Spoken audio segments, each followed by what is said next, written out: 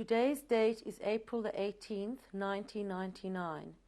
My name is Linda Davidson, Davidson. We are interviewing the survivor Mathilda Stroli, née Mandel, Mathilda Stroli, name at birth, Mandl. The interview is being conducted in English in Toronto, Canada. Today's date is April the 18th, 1999. My name is Linda Davidson, and I'm interviewing the survivor Mathilda Stroli, née Mandel, Mathilda Stroli, born Mandl. The interview is being conducted in English in Toronto, Canada. Mrs. Stroli, first of all, I want to thank you very much for coming to give this interview today. Could you please give us your full name and spell it for us? My name is Mathilda Stroli, Mathilda Stroli, née Mandel, Mandl. Is there any other name that people use when they talk with you? Mati. And what is your date of birth, Mrs. Stroli? 1922, January 22. So how old are you today? I'm 72 years old. I think so. And where were you? Sorry, did you want to? No, I'm thinking that I'm 72 or 78. 72. And where were you born? What city? I was born in Cluj, then Romania, and something else you wanted to know? And what country is that Romania, then Romania, and now it's also Romania. Tell me, I want to know a little bit about your family before the war. Your mother's parents. Yes. Where were they from? My mother's parents were also from Cluj, Romania. It was a time then it was under the Hungarian sometime, and sometimes it was under Romanian. And when my mother was born, I think it was in 1893 my mother was born. That was Austro-Hungarian maybe, I don't remember exactly. And my father too. My father was born my mother was born 1899. My father was born 1893 in Sibiu, Hermannstadt, Romania. About your mother's parents, do you remember their names at all? Yes, my mother's parents were Isaac Fried and Tila Fried. And should I spell it? No, that's no problem. And they were from the city where I was born. Have you an idea how many years the family had lived in Cluj? I don't have any idea because I know my mother was born there and my grandparents lived there, so I have no idea. Would you know if your grandfather served in the army at all? In the military? Your grandfather, your yes. mother's father. Did he serve in the army? I don't know. Could be. I don't remember. I know that he was a businessman. What kind of business? Textile. And because when I already grew up, my father was in the business, and my uncle. They were two people, the two daughters. They had two daughters and a son. The son was a doctor. What was his name? Dr. Emanuel Fried. And your mother's name? Margareta Fried. And her sister's name? Her sister's name? Oh, my sister's name. No, her sister. Your mother's sister. Oh, Bella. The Bella was the oldest, and there was Emmanuel, And then that was my mother, Margit. Were they a close family? Yes, they were a close family. For my aunt's family is just one man left, a cousin who lives in Israel. And his name? His name is Yanku Lazar. What do you remember about your mother's parents?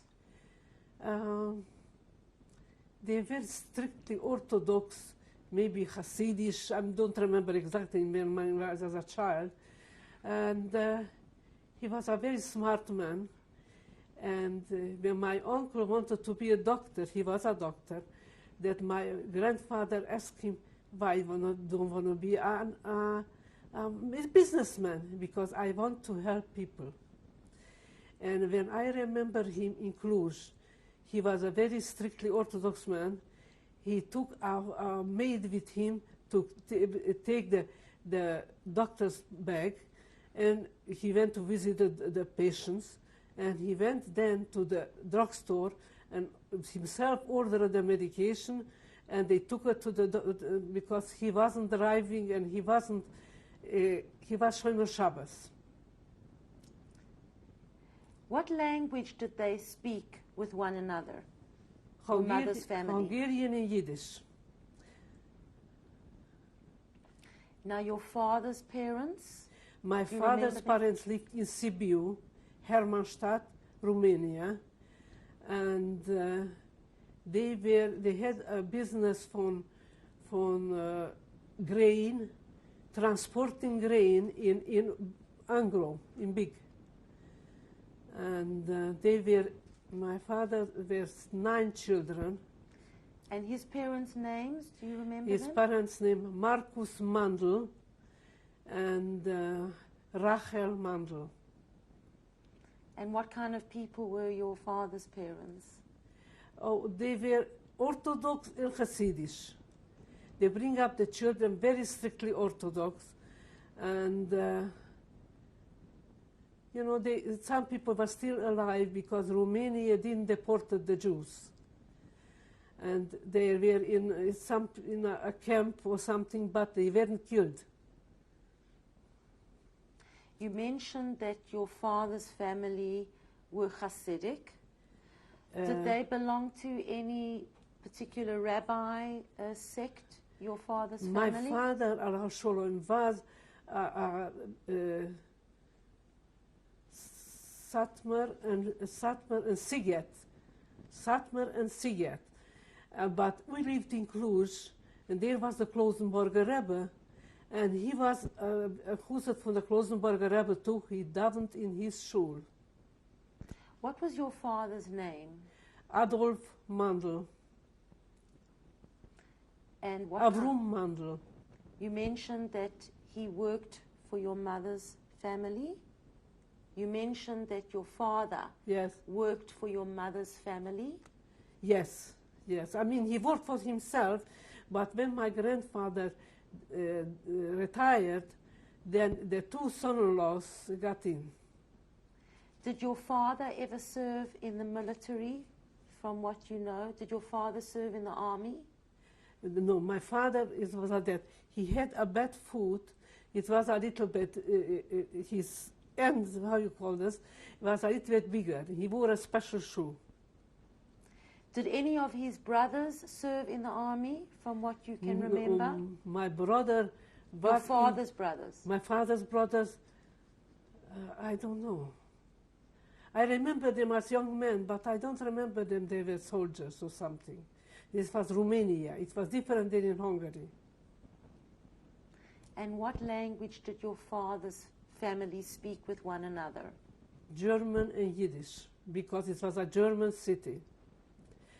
And I myself went to the German school because my father wanted I should be intelligent and everything, but our father wants for his children. Now, your father lived in Cluj. Yes. How did he meet your mother? How did your parents meet? This is an interesting story.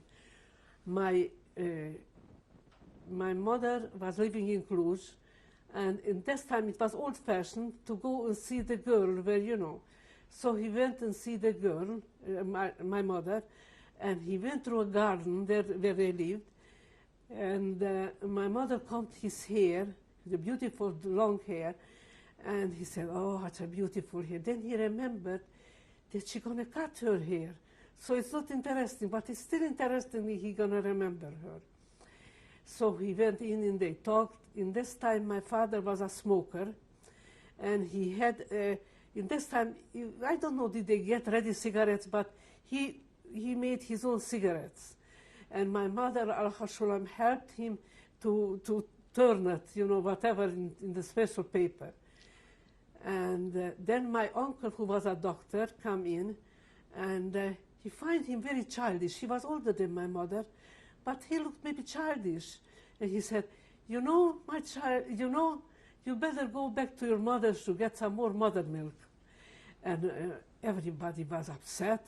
I mean, he's a doctor and he speaks like that. But it went away.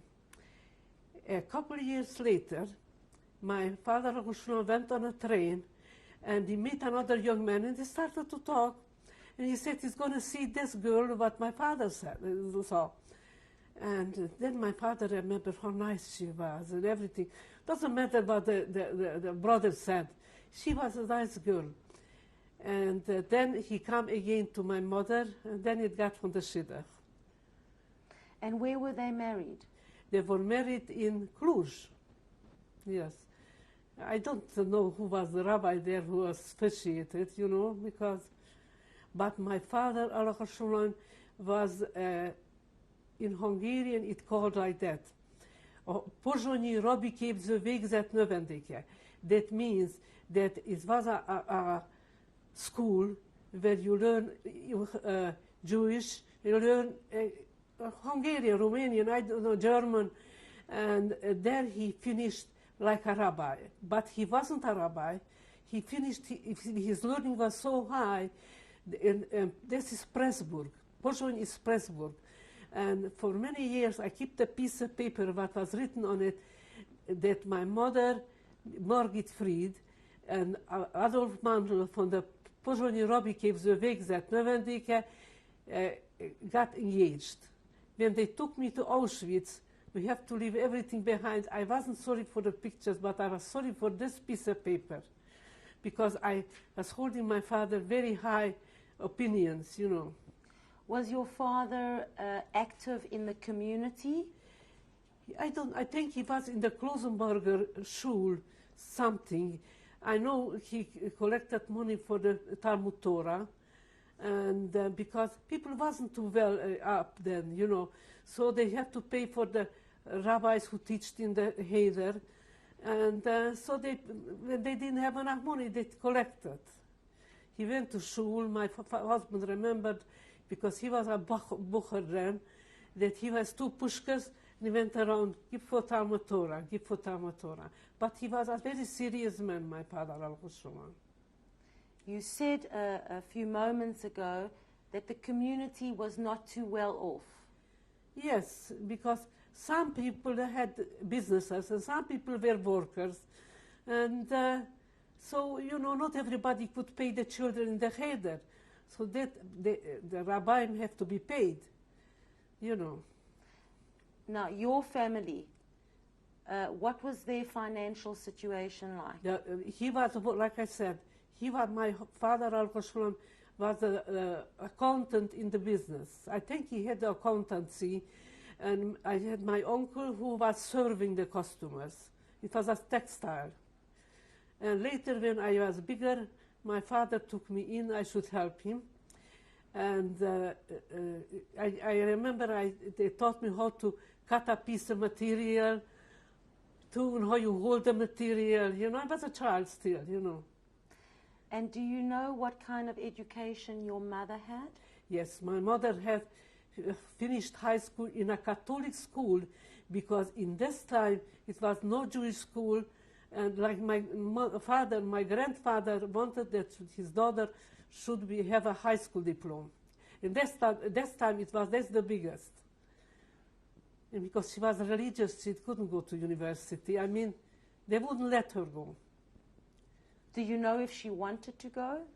Did she ever talk to you? My mother was a beautiful person, and she could design pictures. When I was in school, I couldn't make a bird. She made my birds and the houses and everything, and everybody said, "Oh, my pictures are beautiful," but she made it for me. She was talented. Who were you closer to, your mother or your father? To my father, because I was the oldest at home, and my father, Friday night after the meal, used to go in the street walking. So my mother, Uncle Sean, was tired. She lay down, like I do now, and I hold my father's arm, and we went walking in the street, and he was telling me stories, and I tell him stories, you know, but we were very close. Later, when we got older, my mother always said, "You're going to know who I am when I'm not going to be here." I had no idea what she said, because I was a child. How many brothers and sisters did you have? How much I have now? Yes, how many brothers? I have 2 brothers. We were 7 children. I was the oldest. The youngest was around 6 or 7. And tell me more about your schooling. I went to German school. There were 7 classes there, you know, like pre-class. And I wanted to go to high school, but because it's German school where I went, I have to go Shabbos too. But what happened? The maid, we had a maid in the house. She bring me my books, and they allowed me not to write on Shabbos. And when I went, the school was from 8 o'clock to 1 o'clock, and then I went home, but everybody was already eaten, and I had to eat with my sister alone, the Shabbos meal. What kind of schooling did your brothers have in Cluj? My brother went to Haider, and then to yeshiva. It's called the Toshnader Yeshiva. And later, when it was Hungary there, they went to a yeshiva in Hungary. I don't remember the name, you know, but he was there in a yeshiva till the deportation came along, and he was taken in the working army, my brother. And what were your favorite subjects at school? My favorite subject in school, let me think. I was good in mathematics, and I like history too. But in this time, because it was a German school, I didn't learn about the Jewish people, but every Sunday we went to Hebrew classes, and then we learned to daven, before I forget, when I was a little girl, around 5, they put the boys in a cheder. Now, because I was a girl, it was no kindergarten for girls, they put me also in the cheder. And we have a man who have a taxi in Toronto, and his grandfather was my rabbi. What was his name? His name was Samuel. And I still remember him. And sometimes we talk with this driver when he takes us someplace about his grandfather, and he's very happy to hear about him, you know. As children growing up in Cluj, what kind of games did you play when you had free time? We played domino.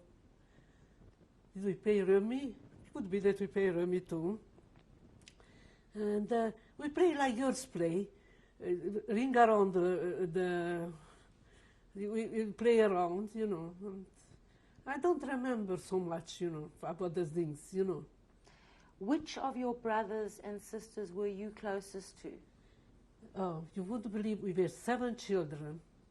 It was like that. I was the first. My brother in New York was the second. The third was my sister Pearl. And then was, after this, Kiva Yosef, my brother who is in Toronto. And then after that was Vicky, my sister. And after this was Laya Rivka. And after this was Moshe Leib. What happened is that my father got used to it, and my mother went to the hospital to have a baby, a girl, a boy, a girl, a boy, and a boy. So she went to the hospital on a Friday, and because it was Friday, you have to prepare for what you make Friday night. You know, when a boy is born, they make Friday night a party at home with fruit and all kinds of things. And I don't remember what it's called. And my father went with the maid out and bought lots of things. So later he went to the hospital. He didn't call the hospital. He didn't have a telephone. So he went in and he said, it's a girl. He said, it's impossible. I know it's a boy because we have it, a girl or boy. You have to open up the baby to show him it's a girl. You know, so we had the whole year around nuts and apple and pears because he bought so many things for the people to gnash on it. And which brother or sister were you close to? I was very close to my sister Laia Rivka. Because when my mother had the children, the girls have to look after the younger ones. It's not no babysitter. So I was looking after Laia Rivka, and my sister Pearl was looking after my chalet. And because I went to a German school, I tried to teach her German.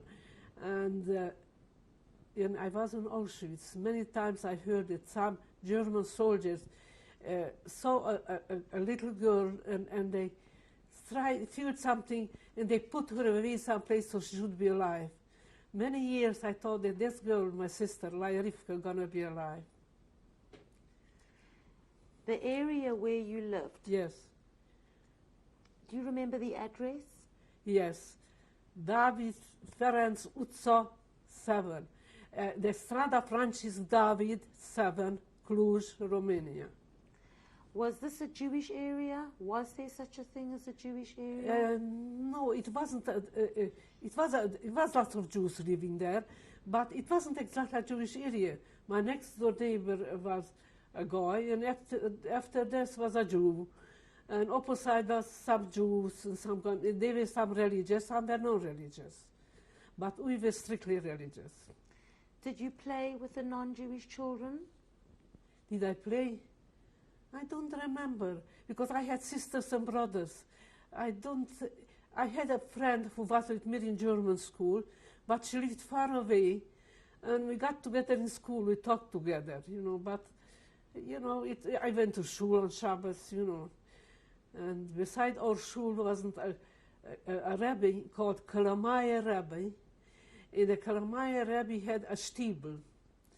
And my parents went to the Klosenberger Schule because it's farther off. And I, because I was the oldest, took the children to the Kalamaya Rebbe's Schule.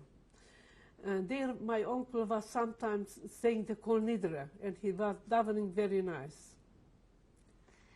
Do you remember at school, any anti-Jewish comments from the non-Jewish children? I remember I was in school, and the same schoolyard was a furrier, and he threw out some pieces from the fur.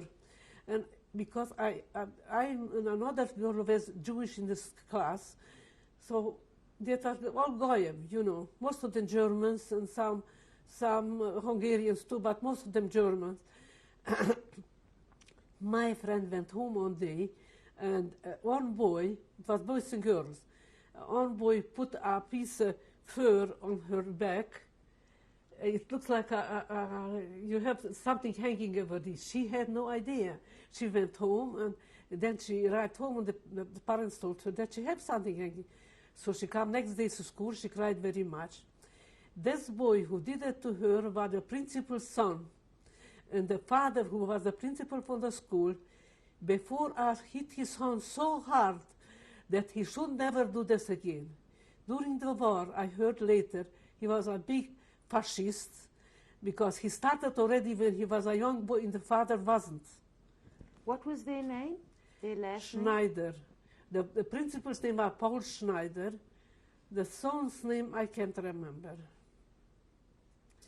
And apart from that, did you hear any anti-Jewish? Yes, so during when it was Romania, there was Maniu, a big fascist, you know, and he was against the Jews, you know. And then a neighbor come on time and make like that for my father, you know, on his face. My father, was very, very upset. but he could not think because he was in the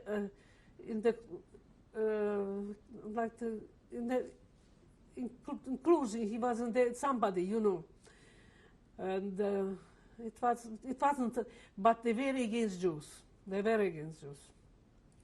Do you remember how your home looked? Yes. What kind of home did you live in? It was a house, and I remember my grandfather from Cluj bought it for his two daughters. It was like an inside yard, and on one side was living my aunt and uncle and the children, and the other side we were living there. How many rooms did your home have? How many rooms? I mean, it had a living room, a dining room, a kitchen, and one bedroom. But yes, we had another bedroom for my parents, and we slept. Because I was the oldest, slept in the dining room, and the other children lived in the living room. You know, there was such a bed that you put to the wall. Did it have a yard? It has an in-yard, not backyard, in-yard. And around the in-yard was of the apartment, the rooms.